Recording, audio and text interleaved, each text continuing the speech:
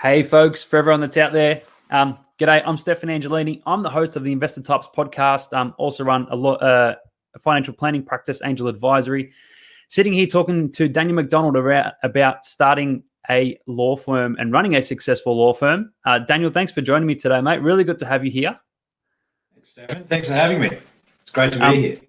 Where are we? We're in Melbourne. We're in lockdown. Lockdown 2.0, still going strong. For any of you that is watching this video, I apologize in advance for my offensive haircut. My hair was getting out of control. I felt like I looked like one of the Beatles, so I got my wife to cut it. Daniel, you know what I realized when she was cutting it? I realized that I'm a very patient, optimistic person. I always thought she was going to do a good job. She's a very pessimistic person. She knew she was stuffing it up. I realized she was stuffing it up when she finished. But I also realized that I should probably just cut my hair off because I'm slowly going bald. Well, I actually think she's done a terrific job. Certainly looks great from the front. So, and really, in this particular day and age and the way we're doing business in Melbourne, looking good from the front is all that matters. That's all that matters. The back is chopped up, but I won't show everyone.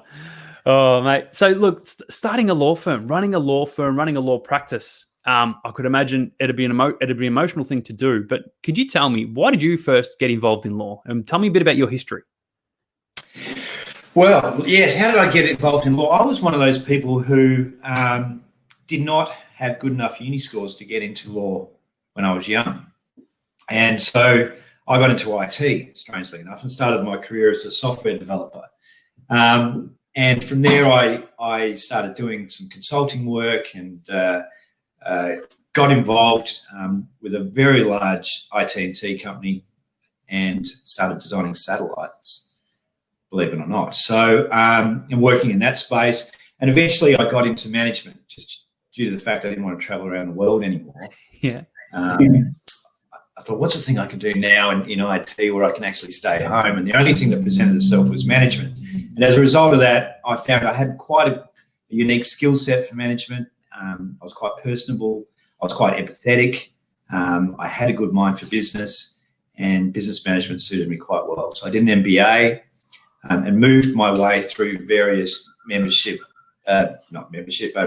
business channels until I kind of found myself working as a director at a very, very large global company. And then from there, I took various C-level roles as a CFO, a COO, and a CEO. And as a CEO, I got to the point where I felt from a management perspective, I probably had reached the pinnacle of my career. And there were obviously various more CEO roles that were probably going to present themselves before me. But I actually was feeling completely unsatisfied as a CEO, believe it or not. And although I was quite skilled at it, it just wasn't really doing it for me. And I got to a point where I just reflected back on my life and thought to myself, at which point in my career was I the happiest? What type of work was it that I was doing where I was actually getting a lot of job satisfaction from? The answer that kind of presented itself to me was consulting. It was the time when I was out there having face-to-face contact with people and solving their problems. That was where I was most fulfilled from an employment perspective. And it was at that time that I thought to myself, I am now going to see if I can get myself back into some sort of consulting role. And then I was faced with the dilemma of, I've been out of the IT space for so long, my skills are all kind of redundant in that area. Where could I offer consulting?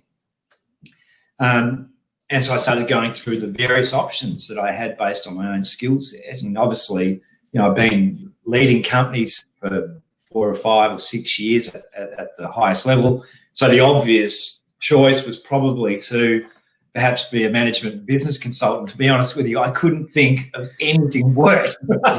Yeah. You know what I mean? I can't do that. I just could not be sitting there telling people how to run their business. And I'm faced with this dilemma about, well, what it is that I'm going to do with my life. And I'm in my 40s, right? I'm having this sort of career midlife crisis.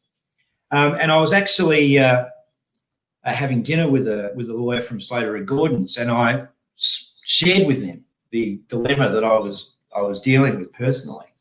And, you know, they were a lawyer. I happened to say to them, you know, it's just unfortunate the way my life has gone, because I would have loved to have started my career like you as a lawyer. And she turned to me and she said, well, why didn't you get into law? And I said, well, I didn't have good enough grades, you know, just enough scores, you know, it wasn't ever going to happen. And she goes, but you've got a master's degree in business, right? And I said, yeah. And she goes, well, that'll get you straight in. Why don't you just apply for law now?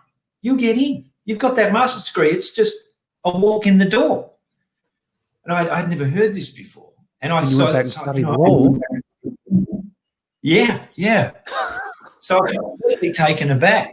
So I thought to myself, well, you know, I was 42 or something. I thought, well, is that too late to start a career? I thought, well, no, I've got these good, unique business and commercial skills. And if I decided to go down a path of being a commercial lawyer, they would probably add value to that.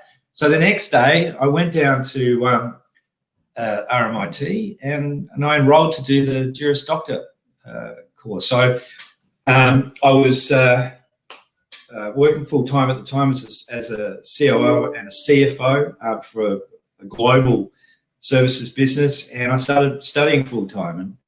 And 3 years later, I finished my degree, and you know, found myself a lawyer. Yeah, you are crazy. Yeah, it was crazy. You went from software design to management, running companies, and said, "Nah, you know what? I'm taking a new direction. I want to get back into consulting. I want to deal with people. I'm going back to school, and I'm going to study while I'm working." And got a kids. That's right. And I tell you, that's exactly right. And I'll tell you the thing that, that you're absolutely right. But I'll tell you the thing that was extremely attractive to me for doing that. And this is the thing about IT consulting, which was actually a dilemma that I was dealing with. One of the reasons why I chose law is one of those careers, right? And there's very few industries like this where the older you get, the more people have confidence in you, which is the complete reverse in IT, right? Like, you know, if you've got a computer problem, you don't want a 65-year-old IT guy showing up at your door to sort it out at all. Like nothing puts you in a fear of terror than having a 65-year-old IT guy. And my apologies to all the 65-year-old IT guys out there. I'm sure they're brilliant. But from a confidence perspective, being that old in that particular sector, you really have got to absolutely bring your A game to the table for people to actually believe that you can resolve their issues. But in the legal fraternity, it's completely different. The older you get, the more confidence you have.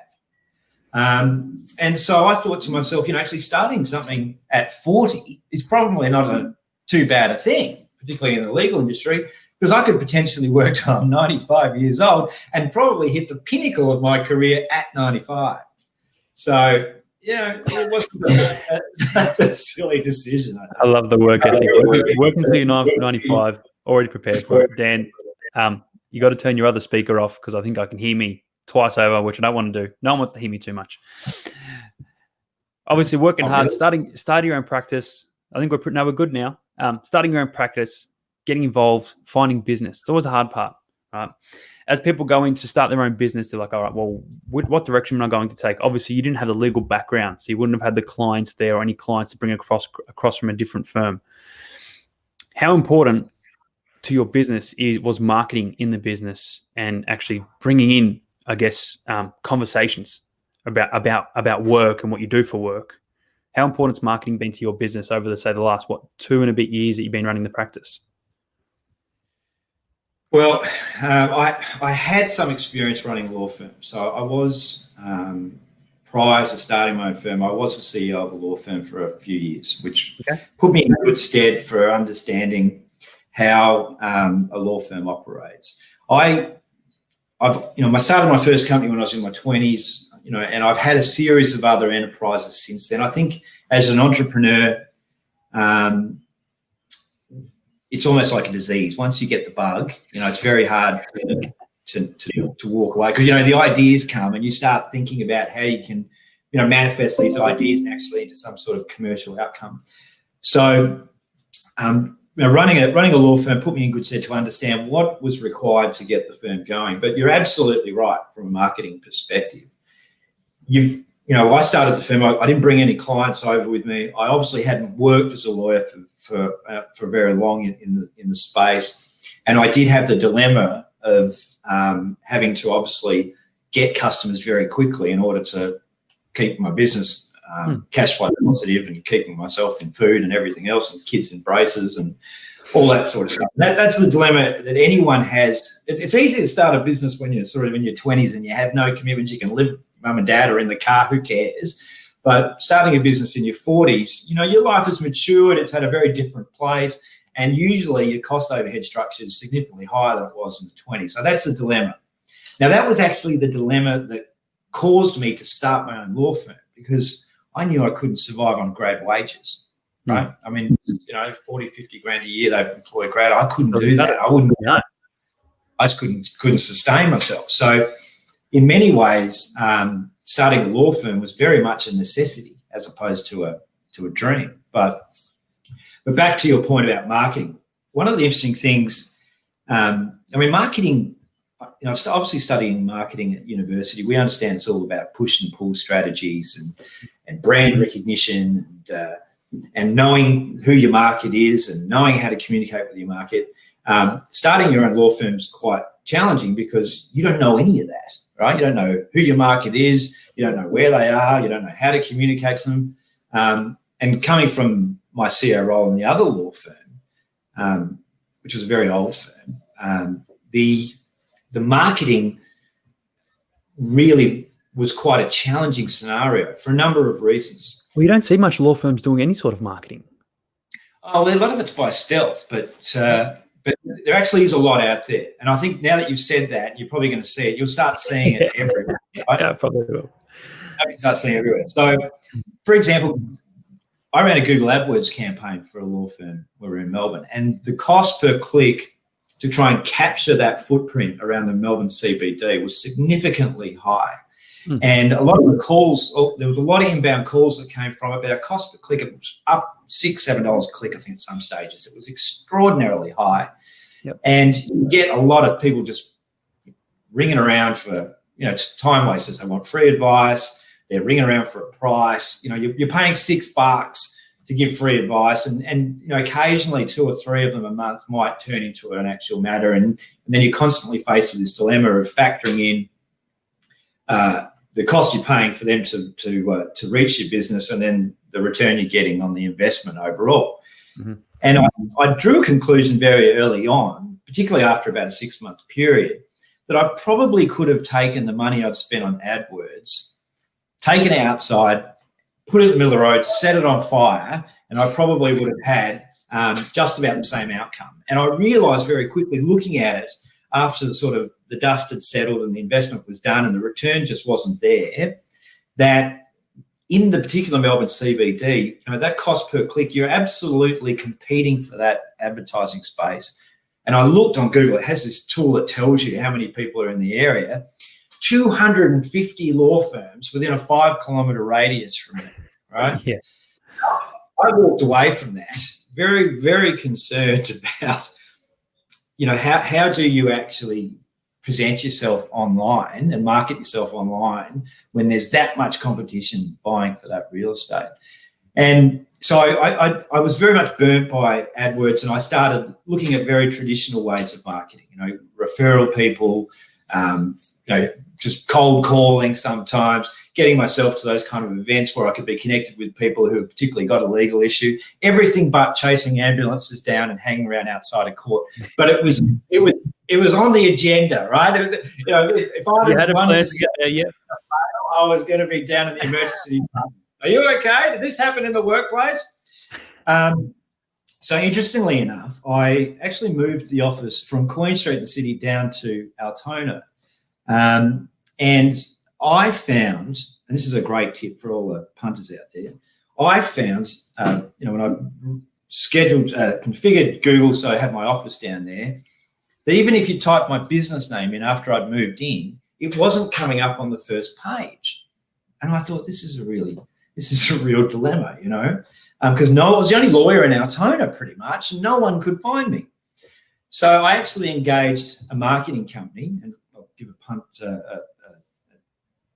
out to them, Thrive Marketing, and said to them, because I knew this fact, I knew that Google AdWords pushes you up on the first page, right? Just the cost per click, because you're always there, it automatically starts improving your search engine optimization.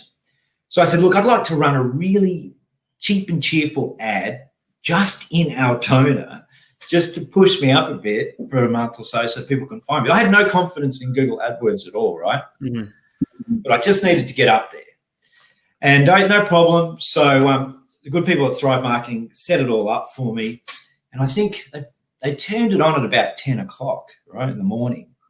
And by 11:30, I'd accumulated something like $4,500 worth of matter. So in an hour and a half, it was just extraordinary. Mm-hmm. And it just continued along that line, right? Because I just really was the only lawyer in Altona. And there was a sort of local targeting a suburb. Yeah, just targeting a suburb. And that was quite extraordinary. I mean, it's a huge learning experience because all of a sudden I wasn't out in the Melbourne CBD competing with the likes of Slater and Gordon and everyone else. Russell Kennedy, they're all there. I was just the lone guy out in Altona. And we expanded that footprint. We sort of got Yarraville, Brooklyn, all the way through to Werribee, and bang, that became my client base. Mm-hmm. And my business just absolutely went gangbusters. And so much so, I've always been a firm believer as you grow your business in line with your revenue. You never, I'm a real bootstrapper. I've always been a bit of a startup guy, and being in the legal fraternity, it's a very expensive business to have because insurance and stuff is quite costly. So I started just chipping up my marketing spend online, and then I really captured that area, and then I've gone and then just done it again. I started targeting Brighton all the way up to Frankston, and so what I've sort of done is I've looked for those hotspots around Melbourne and the CBD where there's not so much competition for the real estate. I'm getting a lower cost per click, and that's how I've been picking up all our customers. We, of course, aren't in Altona anymore. We ended up with an office in Altona, one in Brighton and one in the CBD, and now we're all in we've still got Altona, but we're in St Kilda Road now. Online marketing scares the shit out of people in professional services like me. Because there's so many stories that it doesn't work, like your original one. It doesn't work. But I guess if you do target an area and you become the only person there, it's almost like when you go to a local football club and everyone's talking about you because, well, you're the only financial planner there, or you're the only mortgage broker there, or the only lawyer that everyone knows. Nowadays with Google, if you're the first one that pops up and they keep seeing you, I guess you're going to establish a pretty good reputation. And then, of course, you have to deliver. That's right. You do have to deliver. If you don't deliver, the wheels don't keep turning. No, that's right. Tell me, so a few years in law now, you would have come across some pretty interesting cases, I could imagine. Is there anything that sort of sticks out in your mind as something that people might like to hear about? I know there's been a few cases where you've had to rock up to go to court the next day, totally unprepared because someone's called you in, and you had a few wins. Tell me something, just something that might be a bit funny, if you're allowed. I don't know if you're even allowed as a lawyer. Oh, I guess if I don't mention any names, I think the thing about, and this is the dilemma of any small business person, is cash flow, right? I mean, it's great to kind of have an established business and start actually deciding what it is you're going to do, right? I've got so many customers in a particular sector that I'm just going to specialize in that, and that's what I'm doing. And you've got an established brand and people know you for that, and they keep coming to you. But obviously starting your own firm, you're not known for anything. Mm-hmm. And so you really do find yourself in this dilemma of saying, well, you've got to pay the bills, you've got to keep the lights on.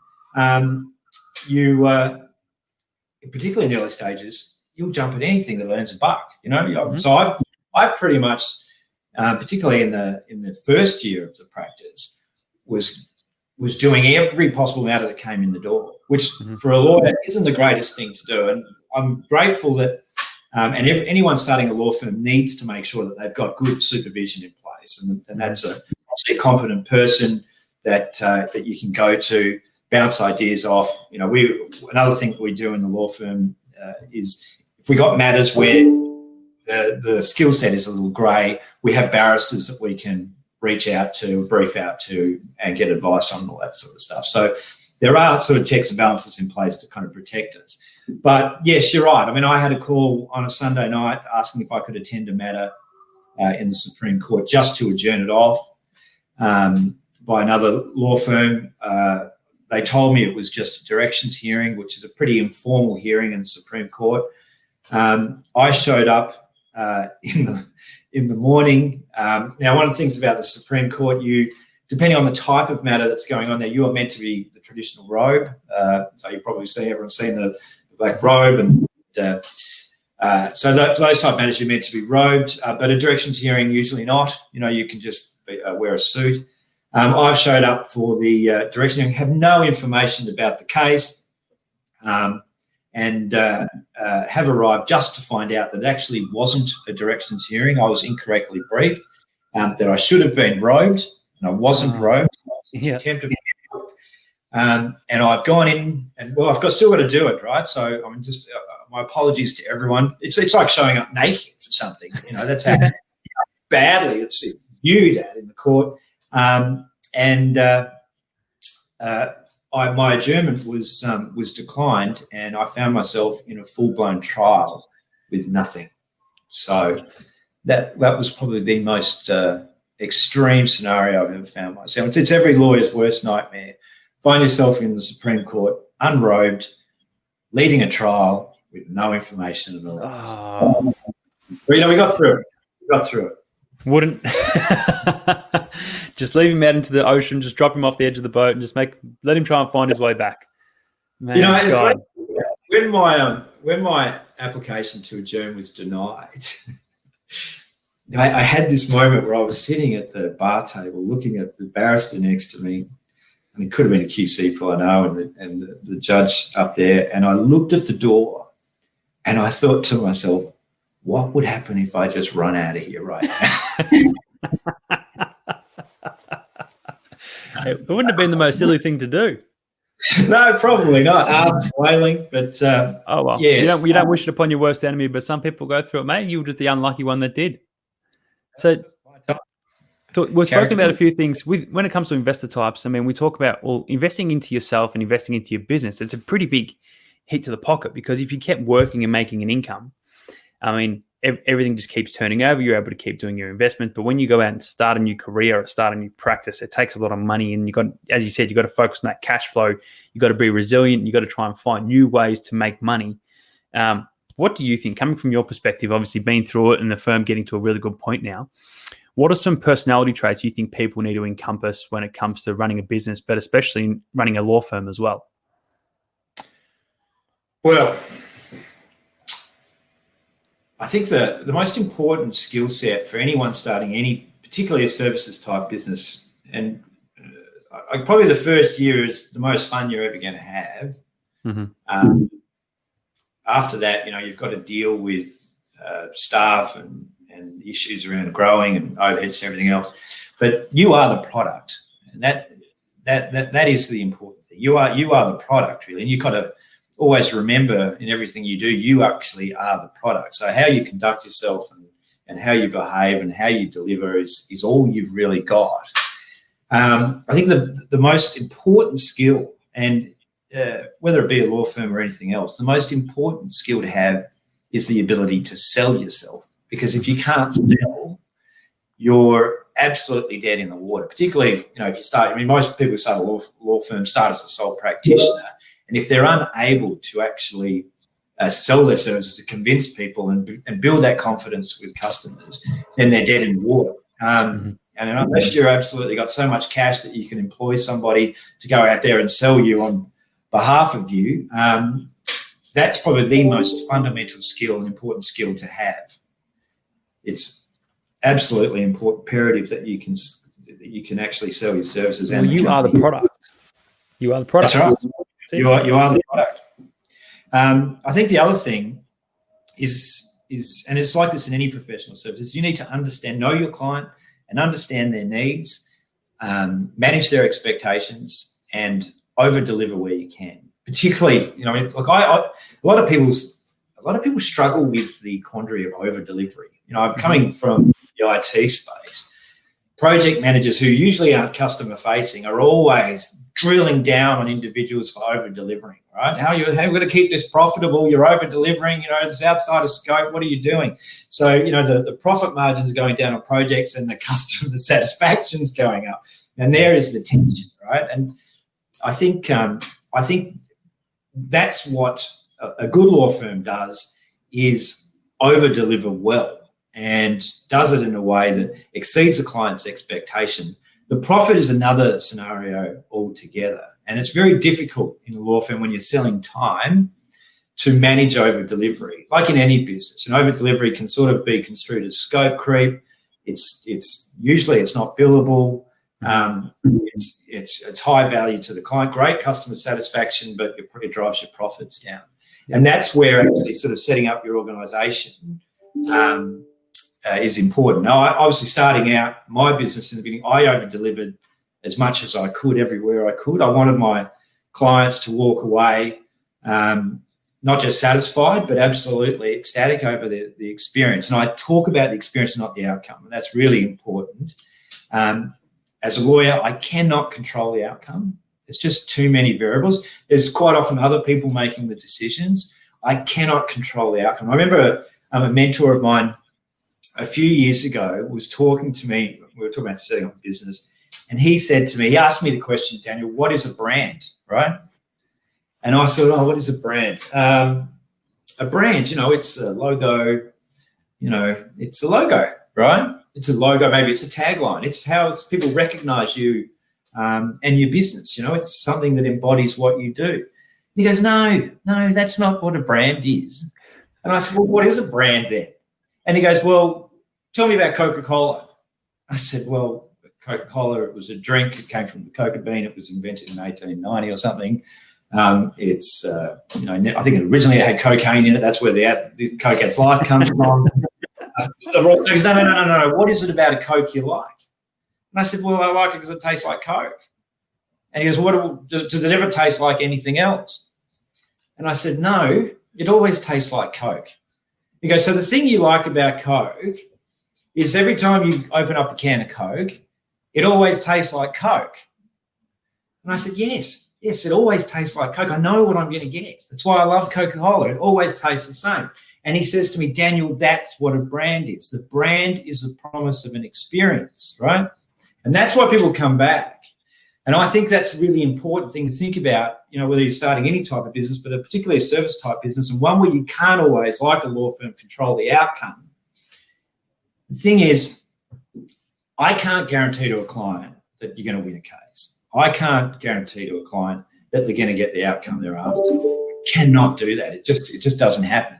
But what I can, and what I do have a degree of control over, is the experience they have all the way through, from the moment they start engaging with my company till that moment that outcome is delivered, whatever outcome it is. And I hope that my clients walk away, whether they're dealing with me or any of the other lawyers in the firm, that's how, okay, well, we didn't really get the outcome I was after, but I just had an extraordinary experience all the way through. They over-delivered to me.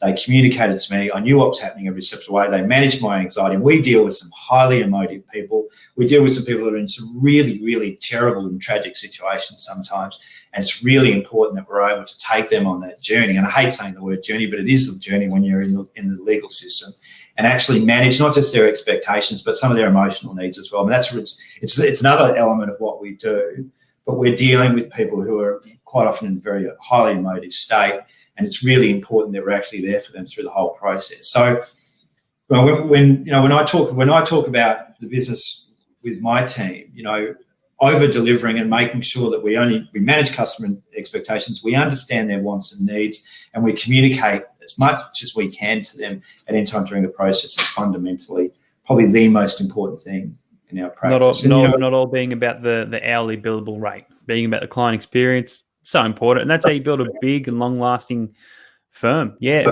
it might hit the profit margins a little bit, but it's gonna ring echoes later on. Going to do some great things for the business. Yeah, that's right. And outside of the dealing with the over delivery is really an operational issue. So it's when you're selling time, it's very difficult to build scale into a business, right? Like you can when you're selling widgets. It's quite complex.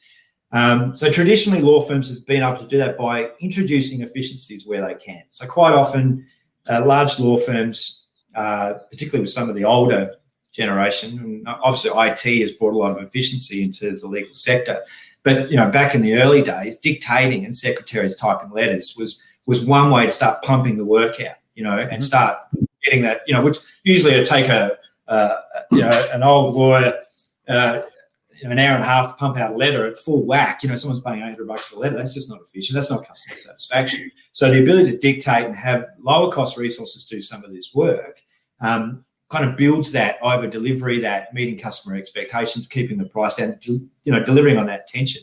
And through various levels of staff, legal staff working in the business, and obviously the introduction of technology, we're further looking at ways of not only establishing efficiency, but also introducing economies of scale into the business where we can over-deliver without negatively impacting our cash flow and profit, and sort of still achieving that customer satisfaction. And that is the biggest dilemma that we face every day.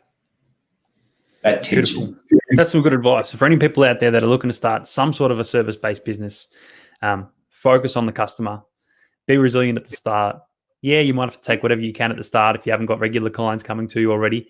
But it just goes to show that it can really pay off if you stick to it, if you stick to your guns, if you do what you believe in and you really focus on the client. Daniel, that's it for today, mate. I think that's been some fantastic insights into you, what you've done, the business. You're an amazing man. Thanks so much for coming on and having a chat to us. Thanks, Stefan. Thanks for having me. It's been great to be here. Thanks a lot. And for everyone out there, thanks for listening. Bye.